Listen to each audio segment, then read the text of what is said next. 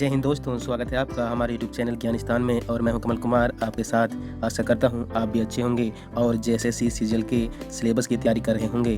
तो JSSC CGL के syllabus में हम खोटा विषय को पढ़ रहे हैं। खोटा विषय में गद्य भाग में सोन माटी की शुरुआत हुई है। सोन माटी में हमने पढ़ा है, उबार पढ़ चुके हैं। उबार, जिंदगी डुआनी, धुआं धंधा, माइकेलोर, अजवायर भोजी के बेंडाल चिंगा, दू पहला जोनरा और ओदीदा। आज पढ़ने वाले हैं सोन माटी का 8वां कहानी, जिसका नाम है मलकी बहू। इनके भी लेखक हैं डॉक्टर विनोद कुमार। तो 10 कहानी में से यह 8वां कहानी है, मलकी बहू, लेखक डॉक्टर विनोद कुमार। तो चलिए कहानी की शुरुआत करते हैं। तो 8वां कहानी है मलकी बहू, जो कि दहेज प्रथा पर आधारित कहानी है। मुख्य पात्र है मलकी बहू बिसुन। बिसुन क्या रहता है तो बीए पास है और मलकी का पति है। दयाल बाबू बिसुन का ससुर है और बोकारो में नौकरी है, और यह मलकी का पिताजी। तो चलिए आगे कहानी में आते हैं। दयाल बाबू दहेज में बिसुन को 2 चीज़ें देने का करार हुआ था।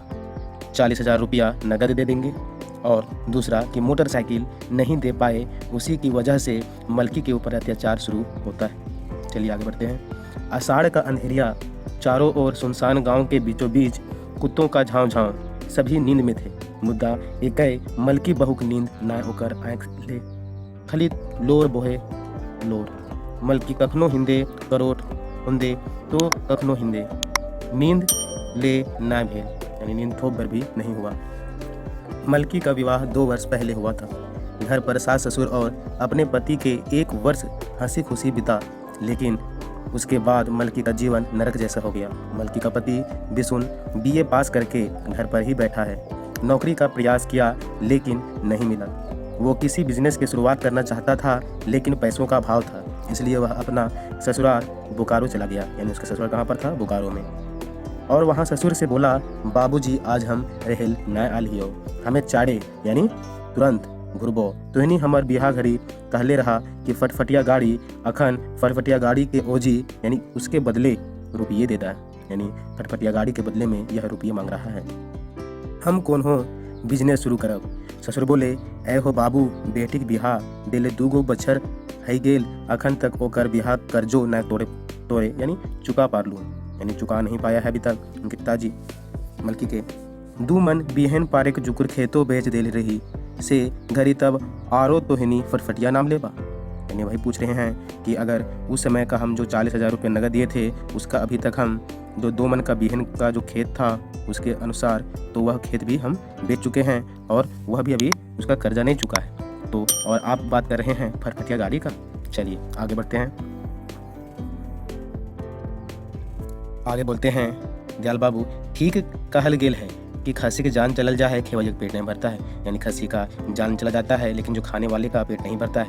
अब तो दामाद को लगा गुस्सा, उनका गाल तो फूल के ढोकना हो गई। यानी उनके जो दामाद हैं उनका गाल यानी वह रुस चुके हैं। बिसुन के ससुर दयाल बाबू बोकारो में नौकरी करते थे। उनकी इच्छा यानी साध थी कि वो अपनी इकलौती बेटी मलकी का विवाह अच्छा घर देख कर करें। बिसुन से मुलाकात बोकारो एक्सचेंज ऑफिस में, यानी सवाल करेगा कि बिसुन से उनका मुलाकात कहाँ पर हुआ था, तो बोकारो एक्सचेंज ऑफिस में।